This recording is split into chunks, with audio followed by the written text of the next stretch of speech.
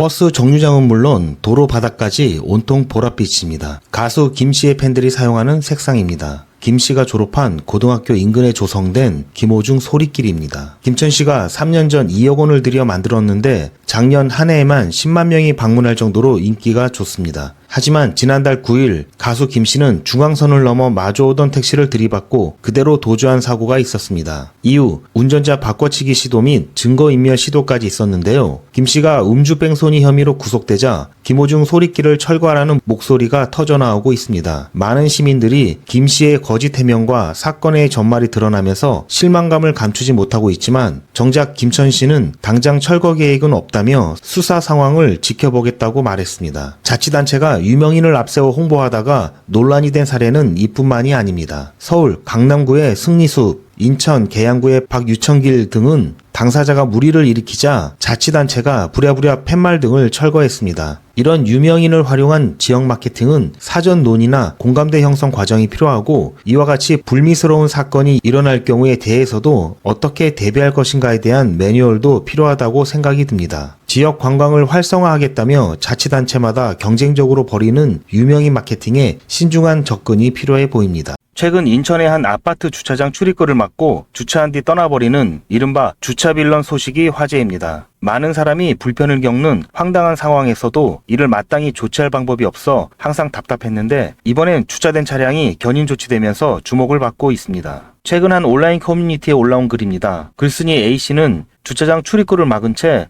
주차된 승합차 사진과 함께 올린 글에서 우리 아파트 실시간 상황이라며 어떤 입주민이 주차 등록도 안 하고 주차 안 된다고 경비원이랑 실랑이를 벌이다 주차하고 잠적했다고 밝혔습니다. A씨가 공개한 사진을 보면 지하 주차장 출입 구간 개폐기 앞에 흰색 승합차 한 대가 멈춰서 있는데요. A씨는 차에 남겨진 전화번호로 입주민인지 확인했고 CCTV를 확인해 차주 동선을 파악했다며 수차례 시도했지만 통화가 안 됐다고 설명했습니다. 결국 신고를 받은 경찰이 출동했지만 사유지라서 불법 주정차로는 견인할 수 없다는 답변을 받았다고 합니다. 불법 주정차 차량을 견인하는 등의 강제 조치는 도로교통법상 도로 위에 있는 차량에 대해서만 가능하다고 합니다. 그러나 해당 출입구는 법에서 도로를 정의한 불특정 다수의 사람이나 차마가 자유로이 통행할 수 있는 공개된 장소가 아니라는 것입니다. 그런데 얼마 뒤 이 차량이 견인되는 모습이 공개됐습니다. A씨는 해당 차량의 아파트 출입구를 막아선 행위가 생활지원센터 업무방해 요건을 충족하면서 견인 조치가 이루어질 수 있었다고 밝혔습니다. 글쓴이는 이전에도 해당 차량 차주가 거짓말하고 입찰한 이력 등을 제출하면서 업무방해 사실을 입증했다면서 주차 빌런 처리는 아파트 생활지원센터의 업무 능력에 따라 달라질 수도 있을 것 같다. 이러한 사례가 널리 알려져서 다시는 이런 일이 발생하지 않았으면 좋겠다라고 말했습니다. 누리꾼들은 한 목소리로 속 시원한 사이다 결말이라면서 관리사무소 일 잘하네, 단체로 민사소송 들어가자, 법도 빨리 바꿔야 한다 등의 반응을 보였습니다. 최근 온라인 자영업자 커뮤니티에 주문할 때부터 진상은 끝까지 진상이라며 올라온 한 자영업자의 글입니다. 작성자 A씨는 한 오픈마켓에서 사과를 팔고 있는데 최근 한 고객이 2만원대 못난이 사과 5kg을 주문했다고 합니다. 이 사과는 크기가 작아서 유아가 먹거나 주스 등을 만드는 데 쓰이는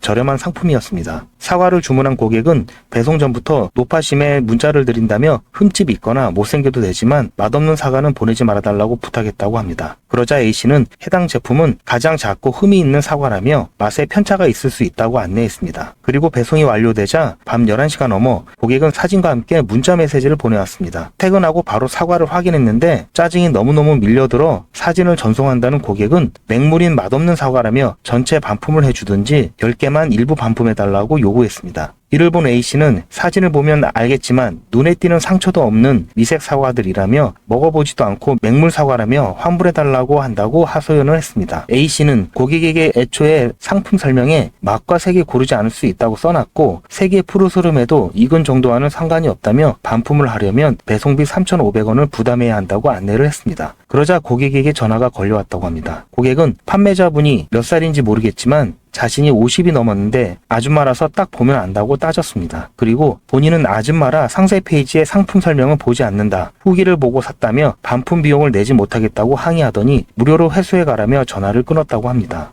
A씨는 속에서 화가 부글부글 올라왔지만 우리 엄마가 다른 데서 저러지 않기를 바라며 화를 삭혔다며 이런 분들은 제발 마트에서 먹어보고 사과를 사면 좋겠다고 토로했습니다.